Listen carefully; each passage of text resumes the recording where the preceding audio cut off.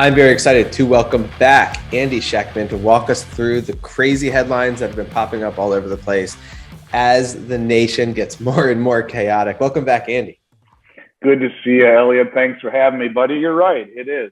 It's kind of like the wheels are spinning faster and faster and faster. And everywhere you look, there's something different, whether it be moral, social, political, economic, geopolitical. I mean, there's so many things that are happening that are being woven into the fabric of everyday life, where it used to be these things would in and of themselves would garnish so much attention. And now there's just so much going on in the periphery that it's easy to see it and gloss over it and just keep on going because of the craziness. For the last 2 years, I think everyone's life has, in some respects, slowed down. In most respects, sped up. It may have slowed down in the way that we did things and went out and, but certainly sped up in terms of anxiety, in terms of what's happening around us, in terms of the geopolitical strife, in terms of the political discord, or the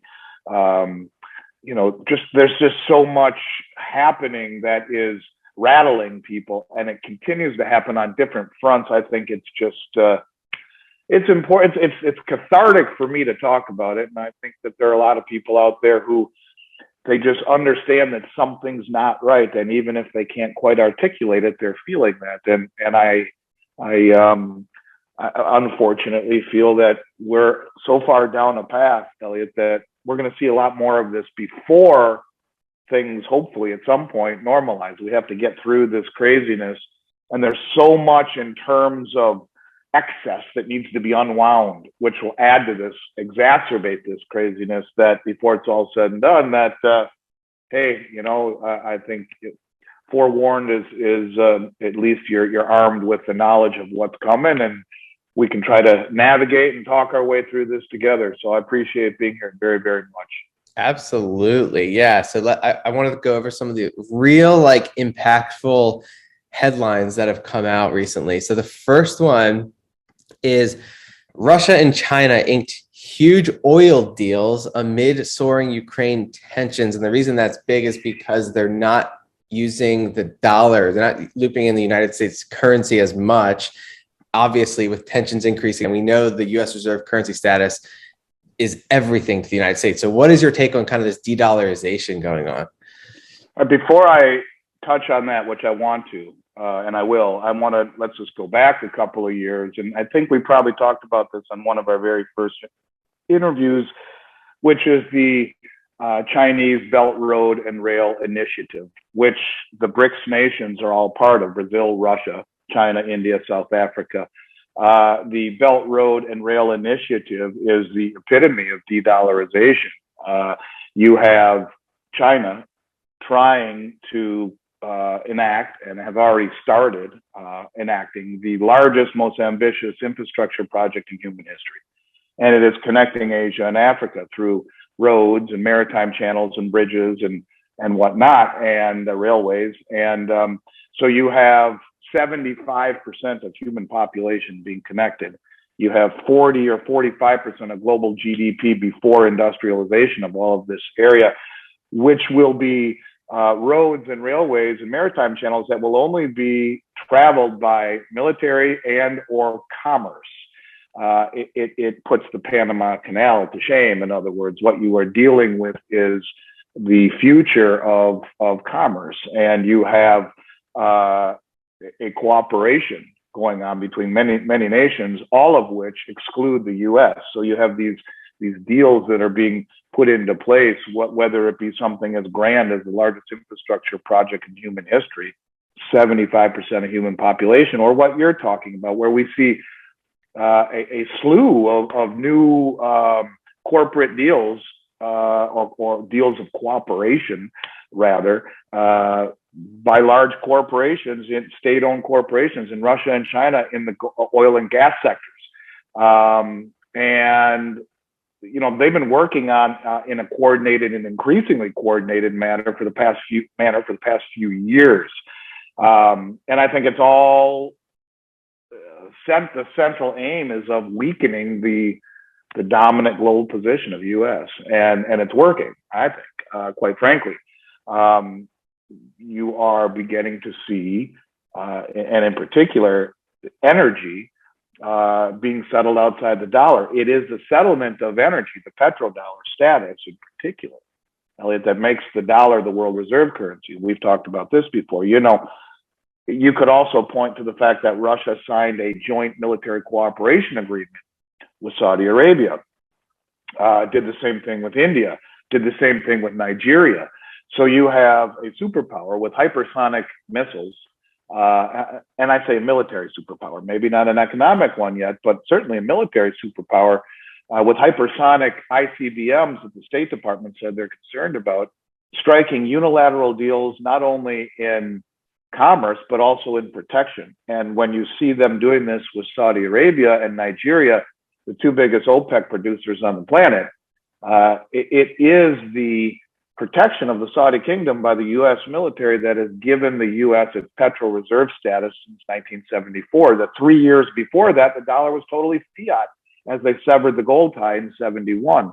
And so when you see a challenging of our status as the protector of the Saudi kingdom with another big kid on the block, when you see deals being struck unilaterally, usurping the dollar, and they've been doing this for a few years. Last year was like in jet fuel that they struck this deal. Now they're doing it in petroleum, and then the establishment of the largest infrastructure project in human history that has all the BRICS nations in it, that is bringing much of Europe into it, all exclusionary of the dollar. It is a big problem. And this is when you see dollars being sold and thrown back home here at the worst possible time, creating more inflation when we certainly don't need it, as a lot of these dollars will come home that have been out circulating around the globe in settlement of energy. So you start to usurp the dollar. It's a big deal. It's a really, really, really big deal for the future hegemony status, really, of the U.S. dollar. Exactly. And do you agree that the reserve currency status is kind of the backbone on which the United States, it's pretty much the source of power for the United States because we're able to borrow as much money as we want? And as they chip away, as the Belt and Road Initiative takes hold, do you think China could actually become a viable economic threat? I think China is most certainly becoming the economic threat. They are the largest importer of gold in the world. They're the largest producer of gold in the world. They have a infrastructure that they are building both internally. They even have ghost cities, for God's sakes, but also externally with this massive project. They are striking deals unilaterally. They are not getting into wars like we are all across the globe. They remain neutral. They're much, much more shrewd in terms of future. We think in terms of days, weeks, and months. They think in terms of centuries. And they are positioned to become the next dominant superpower, I believe, economically and militarily. And if anyone doesn't believe that, I think they're not looking close enough. And so, I think it's a very big deal, to be honest with you. I think it's probably the biggest deal of all. And they don't need to fire warheads at us to win the war. They can just simply dump treasuries and peg their new digital yuan, which is the main catalyst for settlement on the new Belt Road Initiative, the new digital yuan.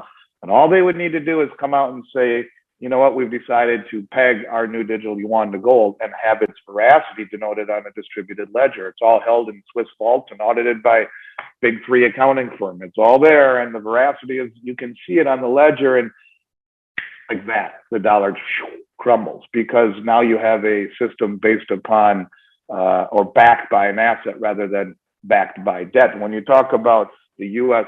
ability to borrow, how about just the U.S. ability to print? You know, we talked about the other day how the Levy Economic Institute challenged the Federal Reserve all the way to the Supreme Court on the numbers of what was given out to the banks between 2008 and 2010. Those records were sealed for 12 years. And finally, through the Freedom of Information Act, went all the way to the Supreme Court and they released it. We were told $700 billion in infrastructure, $700 billion in TARP, which which created the Tea Party, for God's sakes. 1.5 trillion was considered unimaginable in '08, on top of 3 trillion to the banks. And what we find out is they actually printed 29 trillion and gave it out all across the globe.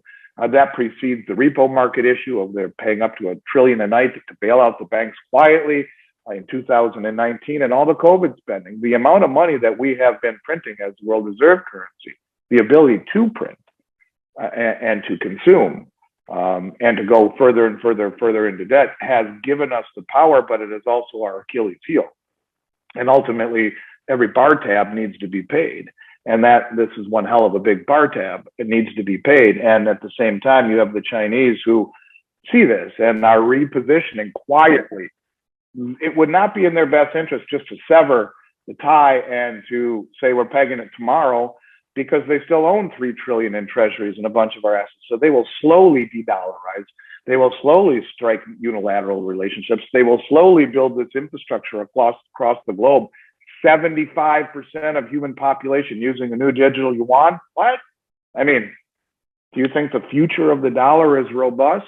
Or do you think that it is going to be challenged by a country that is building relationships, building alliances, building a stockpile of assets? They own all of the world's rare earth metals for batteries and whatnot. They are in position while we fight over woke issues and do dumb things, antagonize the world, inflate away our dollar, but exporting it inflation as well. All the money we've given across the globe, you're seeing inflation at the highest level since World War II in the United Kingdom, in Germany. You're seeing our exporting of inflation will lead to, I think, ultimately the hatred of this country and the excitement and willingness to find a new system. And I think the Chinese and the Russians, they understand this. You have the Russians right now, Elliot, who have more gold in their reserves than they do US dollars. Just came out and made this announcement. So the de-dollarization, the backtracking from the dollar, it's real, and it will have a profound effect when the switch flips. Whenever that happens, or what the catalyst is debatable. But yeah, it's a good topic to talk about and something people should really keep an eye on. And I think de-dollarization doesn't only have to be by central banks and sovereign countries, could be by you and I too. Mitigating your exposure to a currency that is now 30 trillion in debt on top of 100 trillion in unfunded liabilities. And, you know, since many years ago, one of my favorite statistics to throw out there is 1 trillion seconds ago was 31,688 years ago. The numbers are too big to ever be repaid.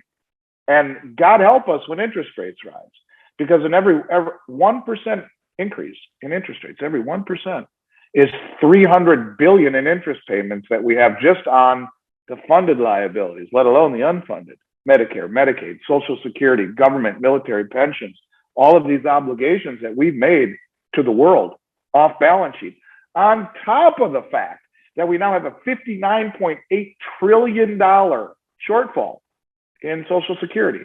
You got a whole generation of people counting on Social Security at 60 trillion underfunded. There's no edge, well beyond bailout. And they just came out and said by 2033, in just 11 years, it's gone, bankrupt. So you and me, we're screwed. We'll never get it. We've been paying into it, and we'll pay into it until the day it's broke. Either that, or they'll just pay it off in ever inflated dollars that buy you less and less and less and less. Yeah, it's really unfortunate for the people that don't realize what's happening to the dollar. But the way I think about the United States is kind of similar to the British Empire, because they fought one world war, decimated economically, and then they fought another one, decimated economically. We're fighting COVID right now. And who knows what the next one will be. Now there's going to be this Cold War with China, possibly, like we've been talking about. And then you have Elon Musk calling this out. True national debt, including unfunded entitlements, is at least 60 trillion, roughly 3 times the size of the entire US economy. Something has got to give. So can America save its economy where the British Empire failed, is my thought. Just like the Romans before the British. Yeah, you can't, because this is the pickle, and Elon's a smart guy, and I think he's understating that number by half. I think it's over 100. trillion. But this is the pickle that we find ourselves in, with the massive amount of debt all accumulated at the lowest interest rates in human history, and inflation roaring. The only way to stop inflation is to raise the federal funds rate above the rate of inflation. And a 7.5% tick on the CPI this month, they'd have to raise interest rates to 8%, right? And at 8% on a $30 trillion national debt, just the funded debt, you're looking at $2.4 trillion just in interest payments alone. And that's not even paying the mortgage or the electricity bill. That's just paying the interest on your Visa card on a big scale, is what I'm getting at. But what I'm saying is that they are in a very, very bad position. And when the world realizes this, I'll give you an example of this in a second, but when the world realizes it, they're screwed. In fact, if you look at what's happening right now on the bond market, there is very poor liquidity right now on the 1 and 2 year treasury, because the market realizes that they have to raise rates. They have to raise rates in order to save face. But the 10-year and the 30-year, they're really not doing a whole lot, because they know that they can't go that deep into the system. In other words, yeah, they'll raise rates. So what I'm getting at is this: if you buy a bond and you believe that rates are going to rise, that means the bond you buy is going to be worth less, right? So no one wants to buy the bonds in the 1 and the 2 year. People think that they will affect the short end of the curve. They can't go out and do much substantively without raising rates high enough to blow up the whole system. And they won't do that. If they were to raise rates up to 8% and stop inflation, raising it above the level of inflation, you would see a massive collapse in stocks, bonds, and real estate like that. Just overnight, it would all implode. You would see the greatest depression of all time. So the market is saying, well, we believe as the world reserve currency, you cannot go nominally negative. We're already real negative by almost 6%, but we can't go nominally negative. So they will raise rates, and probably by 0.5% in March, and maybe even more and more and more over the next 2 years, up to 2 or 3%. But it will reach a point where the whole thing just starts to explode and implode. And I think that's why you're seeing no liquidity in the short end of the bond market, because no one wants to buy bonds for 1 or 2 years that will inevitably lose value when rates rise. You're seeing no liquidity. Well, what happens when the whole market realizes that the Fed is painted into a corner and that they can't raise rates? Because if they do, everything implodes. I think you'll see the bond market take over. In other words, the Fed is very powerful, but I question if they are more powerful than the bond market in total. Bond market is the biggest market around, the biggest market on the planet. And if the bond market senses that the Fed is screwed and that there's nothing that they can do, and they are going to choose inflation over the tough decisions, that's when the bond market takes control and all hell breaks loose. So these are scary times, and Elon is right. Something has to break. Something has to change. And when you have the highest amount of debt ever recorded in human history factored against the lowest interest rates, and everyone not even focusing on COVID anymore, what is everyone focusing on? Inflation and the cost of living. And prices are going up so much that people are spending less. You're starting to see the economy slow down. You're starting to see no one buy new cars because they've gotten too expensive. So what happens when the economy slows down? And then you see the Fed come in and try to enact monetary tightening. It's a bad, bad thing, because you are exacerbating the slowdown. They're screwed. We're screwed. We're in a pickle. And how it all plays out is anyone's guess. This is why you own precious metals. It is not to get rich. It is because the biggest money in the world, the biggest countries in the world are de-dollarizing. And if you take a real solid, objective look at the markets, you see there's no way out. There really is no way out without paying that bar tab. And so above Powell's desk or door, as he walks into the Federal Reserve, it should say inflate or die. That's it. Either you default or you inflate. Because how do you pay off 60 trillion unfunded and 30 trillion funded? How do you pay off $90 trillion? You don't. and you print. And that's how the path that every politician has taken, going back all the way to the Roman era, when they used to clip the edges of the coins that were made of silver so that, they would, in essence, screw the people, screw their army when they were paying to go and fight wars all around the world, all around Europe, which destabilized them and led to their ruin.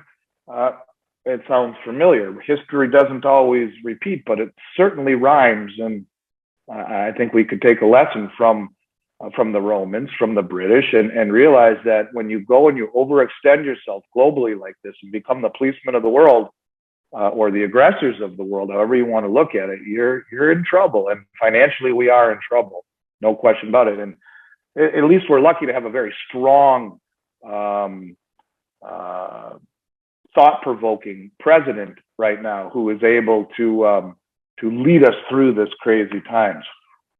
Well, that's an issue here, and it's just another headline I wanted to bring up, because it'd be one thing if they were trying to fight inflation, but it seems like they're pandering to groups that don't care about inflation, just want the ideology to kind of be implemented, the woke ideology. Because here is another headline: Biden energy policies added $1,000 to typical household costs in 2021. So they're trying to kneecap cheap energy where Russia and China are not, right? They're not giving into the kind of ESG mandates. So they have that benefit to their economy of lower costs. Whereas here, we're adding $1,000 to typical households, and people are noticing, like you said. So what is your take on kind of the whole energy policy impact?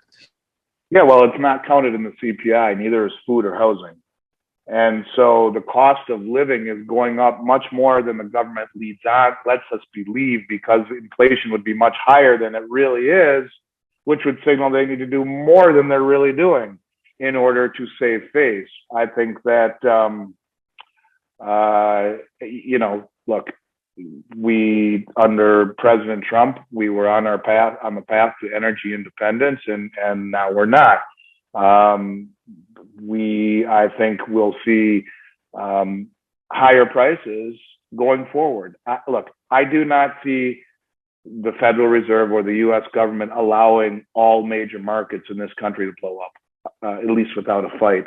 And so they're going to choose inflation. They will. And if you're OPEC, at what point do you say, screw it, I'm done selling our oil for dollars that keep depreciating by 7 to 10 to 15% per year? Screw it. We just struck a deal with Russia. We'll get paid in rubles. We can do the exact same thing with China. They'll protect our back. Nigeria, the second largest OPEC producing country in the world, is now being protected by Russia. At what point does OPEC say, fuck it, I'm done taking dollars and buying treasuries that are losing value precipitously against a country that is lying to us and not being honest about the level of inflation, about the money printing? Just look at what the Fed did. They told us 5 trillion, it's 29 trillion. They sealed it. They didn't want anyone to know. They exclude the things in the CPI, the measurement of inflation, that are truly going up the most: fuel, food, and housing. So the fact that we're very disingenuous about the way that we measure the metrics of inflation, of unemployment, of money creation, all of these things, I think will lead to a speedier demise of this country, because at some point people say enough is enough. And I think you're beginning to see that with the unilateral deals being struck between Russia and China, and India and the BRICS nations and Africa with the Belt Road Initiative. Just look around you. It's happening everywhere. Look at a huge amount of deliveries off of COMEX. These are huge sovereign wealth funds and family offices and managed money traders that are pulling metal off the exchange, taking money out of the London Metals Exchange, out of the Bank of England, out of the New York Fed. All of the common thread that I've been talking about for 4 years with central banks, the commercial banks, the sovereign wealth funds, the family offices, and the managed money traders is de-dollarization. And I focus on precious metals because that's my field, but I see it in the deliveries, which are a decade's worth of deliveries off of COMEX in 1 year. We've seen that 2 years in a row now. huge amounts being backdoored out of the ETFs by the commercial banks because they don't have to report it the way that they do off of COMEX. You're seeing a common thread of de-dollarization, a front-running de-dollarization. And the biggest money in the world always prepares when the little guy gets caught off guard. So when you see all of this de-dollarization, before it becomes obvious to everyone else, well, the biggest money in the world isn't doing this for shits and giggles. They're doing it because they see what's coming mathematically.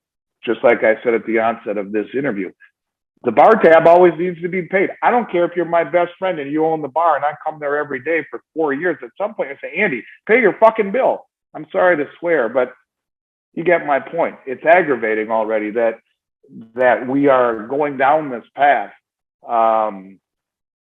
And no one should be surprised that the world is trying to de-dollarize. And I think that term will gain more and more and more significance moving forward. And it will happen. What starts out as a trickle moves to a flow, moves into a flood. And that's when it gets scary. When all that money comes running home, that's when you see our government do really draconian things like nationalize IRAs and make everyone's IRA into an annuity backed by treasuries. Now, that's not far-fetched. In 2009, that was proposed.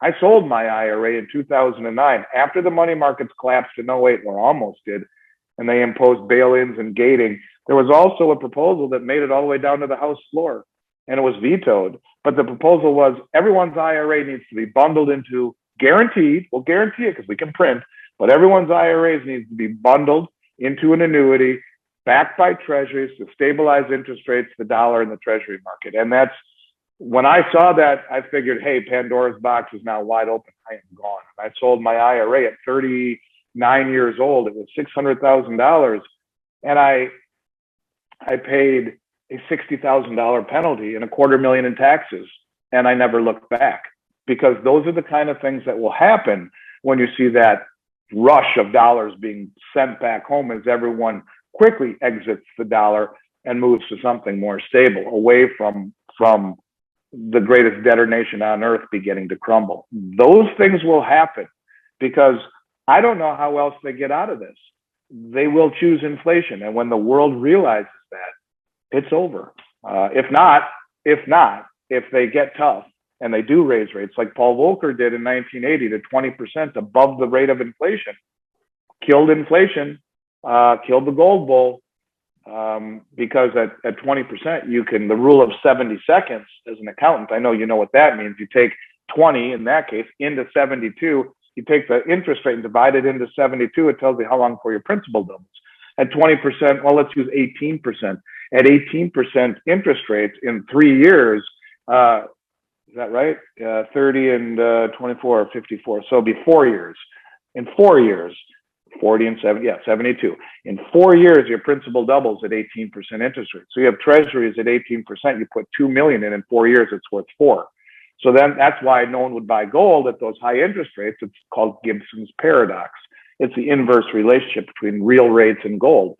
So if you can make 18% on treasuries and be guaranteed by the US government, no one's going to buy gold not paying any interest. But when you have real negative interest rates, negative of almost 6%, it beats the hell. A zero coupon beats the hell out of -6. So that's why you see big de-dollarization into gold by the big banks and the central banks and the managed money traders and whatnot quietly, while the commercial banks suppress the price. They're happy. They're acquiring it at suppressed prices.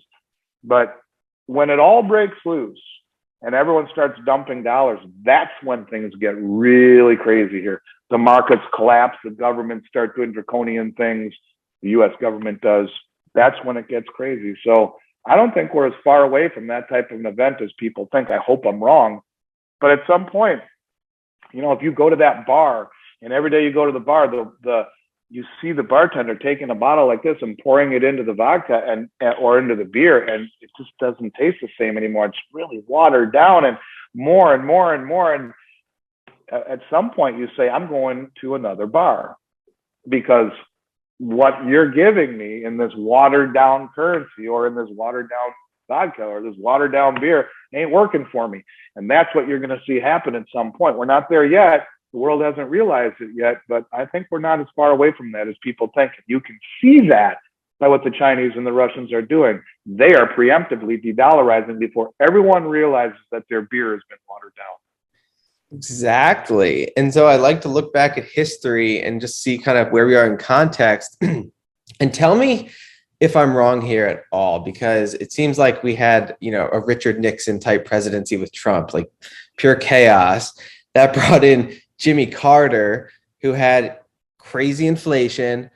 The Fed was behind the curve and gold was skyrocketing and oil was a big problem like it is right now. So is history repeating itself? Is it rhyming? It feels like very much like the 70s where the Fed did end up having to raise rates to 20%, which crushed the economy.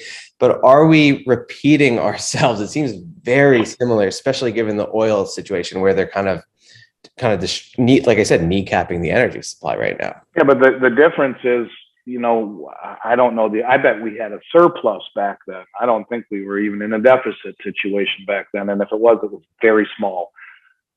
We have the largest debt ever accumulated in human history, where you can't raise rates to that level without literally blowing everything up.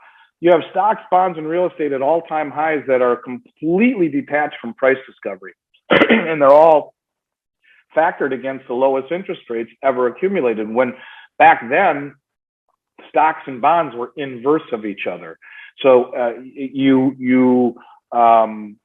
a rise in interest rates wouldn't blow up the whole system, but because interest rates have been so low, it's pushed so many people into the stock market that you have sky high valuations that have lost touch with reality. So if interest rates rise, not only does the bond market collapse, excuse me, at the end of a 30-year bull market in bonds, the real estate market, which is also grossly overpriced based on low interest rates and easy money, and all of the Wall Street financialization of the real estate market, where they buy properties and bundle it and lease them out through the what's it called, BROB or whatever it's called, and that's happening. And so you have all of these prices that are so high that if interest rates rise, it's game over. So yes, there's a lot of similarity.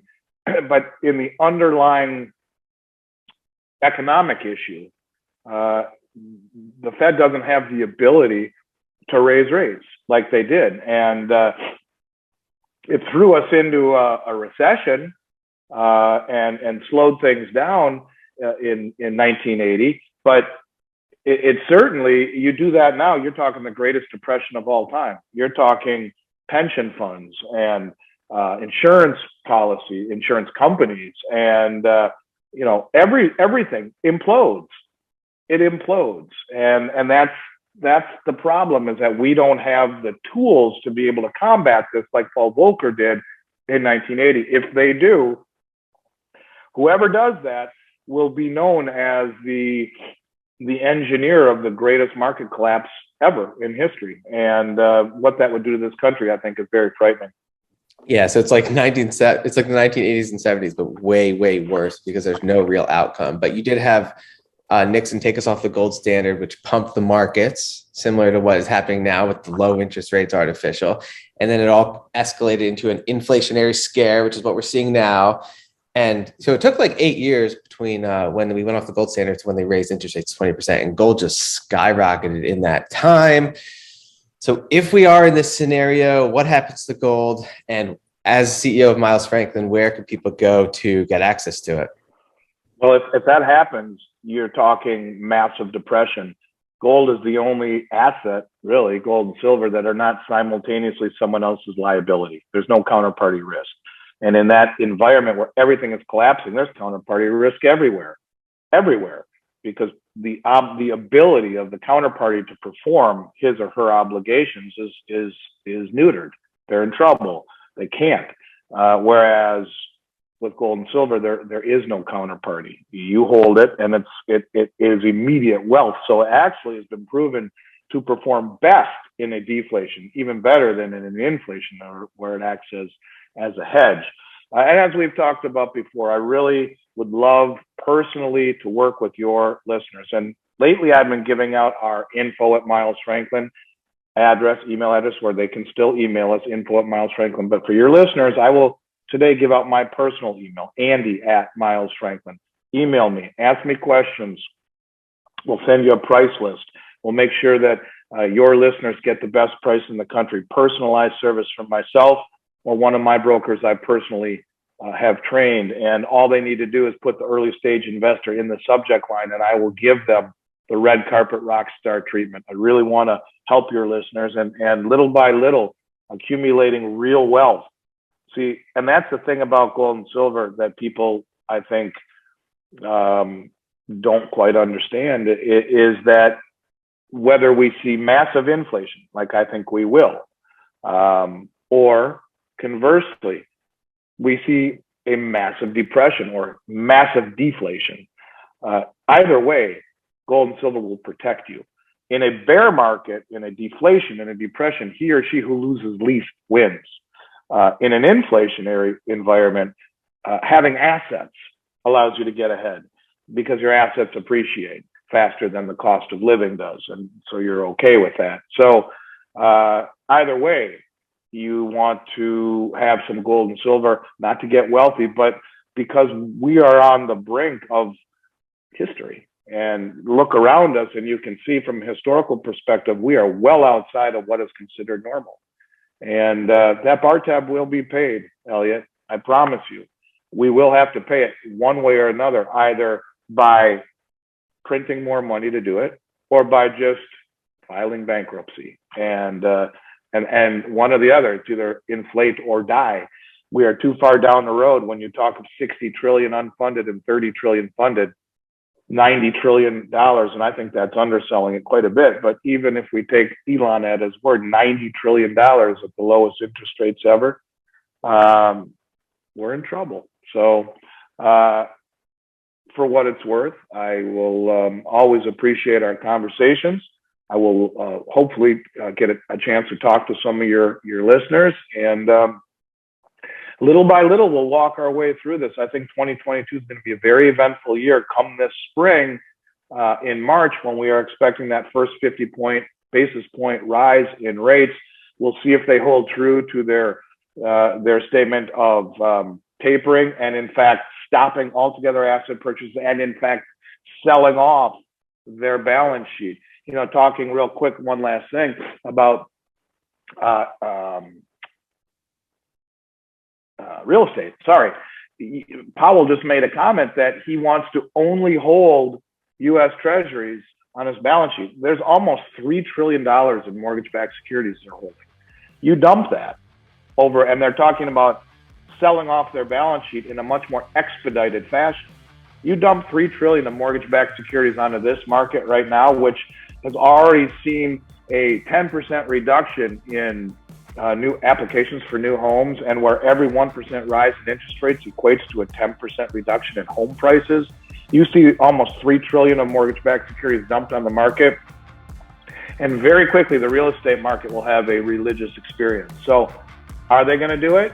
I don't think they'll do it as fast as they say they will, but I think they will try to shock and awe the market so that they can reverse course and come back in and reaccommodate. But they're going to have to let interest rates get high enough, make the world believe that they really are getting tough on inflation before that happens. So I think 2022 is going to be one hell of a year on many levels. So.